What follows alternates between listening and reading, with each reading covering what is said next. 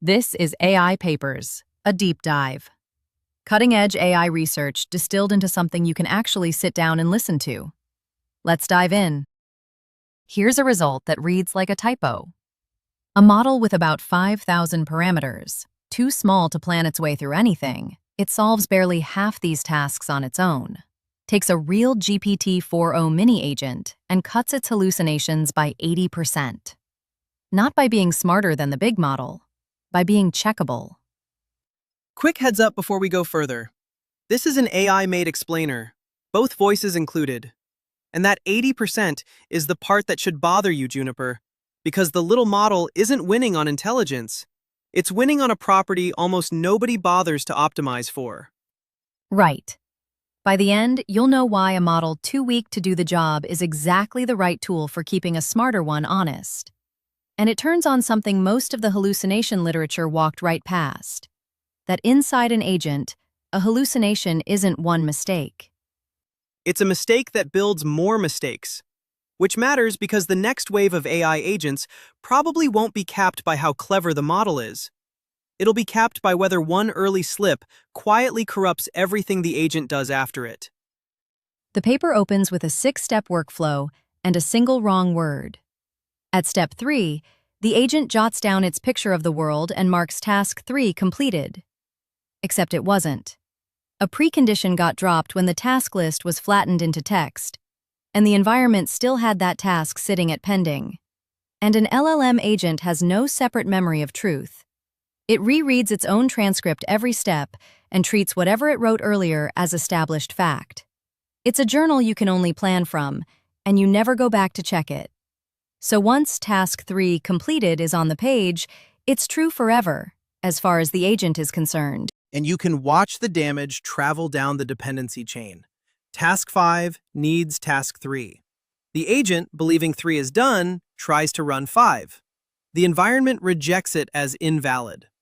Now it's confused, so it papers over the confusion with 3 more invented status claims, and the episode just runs out the clock. 1 false token, 3 broken actions. That's figure 3, and it's the whole paper in miniature. It's the spreadsheet failure. 1 wrong cell and every formula downstream that points at it quietly produces garbage. And that garbage feeds the next formula. The authors put numbers on it. In their agent baseline, a single false claim survives about 2.5 steps before it gets flushed out or the episode dies. And by step 10, the agent's chance of a fresh error on any given step is up around 39%. So the obvious move is to give the agent a real model of the world to check against. And that's where the paper sets up a choice that turns out to be a trap. There are 2 ways to answer the question every planner has to answer. If I do this, what happens next? One way, train a small neural network to predict the transition. Feed it the state and an action, it predicts the next state. The nice thing is its errors are measurable. You can score its prediction against what actually happened and get an exact number for how wrong it is. The catch being, it's a weak planner. On these tasks, the trained model tops out in the high 50s to low 60s on success rate. Call it 0.57 to 0.63, while the best LLM agent hits 0.67. It can't reason about a goal it hasn't seen. It systematically undersolves anything that needs real understanding. The other way is what everyone actually does. Let the LLM be the world model. It imagines the consequences in language, which is flexible and smart and handles novel goals. But now its errors aren't measurable misses, they're confident fictions, and they go straight into the transcript. So you've got a nearsighted local who can't give you the grand tour, but knows exactly which streets connect, versus a fluent tour guide who occasionally invents a landmark and says it with total confidence. And those 2 fail in opposite directions, which is the seed of the whole method. The dumb one is grounded but can't plan. The smart one can plan but lies. So instead of picking, you staple them together. Keep the LLM as the brain, bolt the little trained model on as a second opinion. That's GILP, grounded iterative language planning. And the clever part is what the small model is actually asked to do. Each step runs a little loop. First, the backbone, the small trained model, scores every action the agent could take, and produces a compressed cheat sheet. Here are the promising moves. Here's which nodes I predict each one changes. Here's how risky it looks. That cheat sheet goes into the prompt before the agent drafts anything. So the LLM is grounded before it opens its mouth. Then the agent does its thing, picks an action and writes out its own imagined state change, which nodes it thinks just flipped. And now you've got two opinions on the same question: the LLM's list of what changed and the backbone's list. The consistency gate just measures how much they overlap. And that overlap is one cheap number. Take the two lists, divide the part they agree on by everything either of them mentioned. 1 means identical. 0 means total disagreement. The store receipt version. Two people each list what they bought, and you ask what fraction of the combined list both wrote down. When that number drops below 0.30, the gate fires. And firing doesn't mean overriding the LLM. It means handing it a targeted note. These specific nodes are in dispute. Take another look. And asking it to revise. That's the spell checker move. A spell checker can't write your essay. It doesn't argue with your point. It flags the specific words that look wrong and stays silent the rest of the time. And that's the structural break from most grounding work. The usual approach checks the action after it's produced, filter it, re-rank it, have a big verifier judge it. GILP grounds the imagined state before the agent samples, then reprompts during the same step, but only when the two predictions diverge. There's also a quiet risk gate that drops actions the backbone flags as likely to fail, but the heart of it is this: don't verify every step, decide which steps are worth a second look. Before the numbers, and the numbers are good, one flag, Juniper, because it shapes how much we should trust them. The cleanest, fully measured result here is the hallucination drop on real GPT-4o mini calls. The big success rate jumps you'll hear come from a behavioral simulator, not from live runs across the board. I'll come back to exactly why that matters. For now, the measured result is the one to hang your hat on. Fair. And there's exactly one piece of math holding this together, worth a minute because it pays off in a guarantee that the agent's error rate can only ever shrink, even when the little model itself is wrong. They call it the hallucination-contraction, and the setup is a checkpoint that every potential mistake has to pass before it becomes permanent. Two things matter: how often the gate catches a bad draft, and how often the fix actually repairs it. Measured here, the gate catches about 5 in 6 of the agent's hallucinations, and the reprompt fixes about 9 in 10 of the ones it catches. So multiply those through, and the bad steps that slip all the way past are the ones the gate misses, plus the ones it catches but can't fix, a small slice. The error rate after the gate is the original rate times 1 minus that catch and fix product. It can go down. It cannot go up. With one assumption worth saying out loud: that fixing an error doesn't spawn a brand new one. The guard never waves a fresh problem through while turning an old one away. Grant that, and the contraction just falls out. And the point of proving it this way is that it never assumes the backbone is right. It openly lets the little model be imperfect and still guarantees the agent gets better. And the theory makes a prediction you can check. If error contracts step by step, the long horizon gap should be large. And it is. At step 10, the agent baseline's per-step error is near 39%. With GILP, it's about 16%. The compounding just stops compounding. Now the measured headline, the one Finn flagged. On real GPT-4o mini calls, the hallucinated-state rate, the fraction of the agent's "this node changed" claims that disagree with what actually happened, drops from about 18% to under 4%, an 80% cut. And the cost is roughly a fifth more LLM calls, because the gate only reprompts the steps it doubts. That's live data, not simulation. The bigger success numbers are where you have to be careful, Juniper. Overall task success going from about 0.67 to 0.84, and on long tasks, past 10 steps, from 0.47 to 0.76. Those come from a behavioral simulator, calibrated against real runs. not from live agents across the board. Here's the saving grace, though. The authors show the simulator underpredicts GILP's real gains. So when they did run live calls, the true numbers came in better than the simulation said. The simulator is a conservative lower bound. And the shape of it is the thing to hold on to. That's figure 1.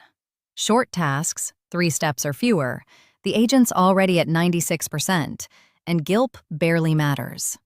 Then watch the agent-only curve fall off a cliff after about 10 steps, down into the high 40s, while the GILP curve holds in the mid-70s. All the value lives in the long tail, exactly where errors have had room to compound. 2 details that make it feel real. First, the lying is sneaky. Open source Llama 3.8b produces valid JSON describing a physically impossible state on about 9% of steps versus under 0.5% for GPT-4o Mini. The format is perfect. The meaning is fiction. And second, the gate fires more often on exactly the models that hallucinate more. 20% of steps for GPT-4o Mini, up to 32 for Llama. The trigger is tracking something real, not firing at random. Which brings us to the finding I'd put on the cover. You'd assume a better backbone gives better grounding. Make the little model smarter, catch more lies. So they tried the whole ladder, from a tiny MLP up to a graph transformer. So the graph transformer wins, and you pay for the extra accuracy. That's the natural guess. It's wrong. The tiny MLP, which gets transition prediction right about 84% of the time, and on its own solves barely half the tasks, lifts the hybrid to about 0.77 success. The graph transformer, at 99% transition accuracy, gets you to 0.77. The grounding value plateaus almost immediately. The paper's line is that the backbone doesn't need to be a good planner to be a useful error signal. And that's the real idea here, bigger than any number. Picture a proofreader who can't write the novel and doesn't follow the plot, but instantly notices when a character who died in Chapter 2 is suddenly talking in Chapter 9. They can't do the author's job. They catch exactly the continuity error the author keeps making. So grounding an agent comes down to one cheap, checkable opinion. On the easy question, which things changed? Because that's precisely where the LLM lies, and precisely where a lie is catchable. The little model never has to solve the task. It's a clean story. Finn, you've been holding the asterisk all episode. Go. The headline table, the 0.67 to 0.84, the whole 12-method comparison isn't live data. It's a simulator. And that simulator was fit to just 5 real GPT-4o Mini episodes. The authors say it plainly, and they argue it's conservative, and I believe them. But the breadth of the result rests on a model calibrated from a handful of real runs, and the live validation that does exist is thin in a specific way. The real GPT-4o Mini runs cover 20 tasks per benchmark, and success was a perfect 100% in both arms, with and without GILP. The tasks were easy enough that the only thing left to measure was hallucinated content. So the real data backs the 80% hallucination cut and says essentially nothing about whether GILP makes hard tasks succeed in the wild. That's fair, though the hallucination cut is the measured claim we led with, and it's the one that holds. It holds, but 2 more cracks. The 4-model chart where everything converges to the same success rate. Only the GPT-4o Mini row is measured. The Claude, Gemini, and Llama numbers are calibrated from published benchmarks, no direct calls. Read it as a hypothesis. And the one test that leaves their own graph planning sandbox, a knowledge graph traversal, came back statistically inconclusive. 12 tasks, no significant difference either way. So the method's reach beyond home turf is genuinely untested.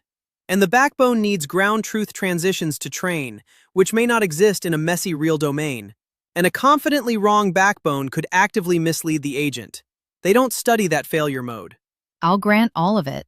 What survives is narrow and real. On a model that lies, a cheap trained checker measurably reduces the lying, and the math says it can't make things worse under a reasonable assumption. Whether that generalizes past these benchmarks, that's the open question. and the paper doesn't get to claim it yet. But step back, because the reframing is the real payload, bigger than the method. For years, we scored hallucination one answer at a time. Wrong output, caught, done.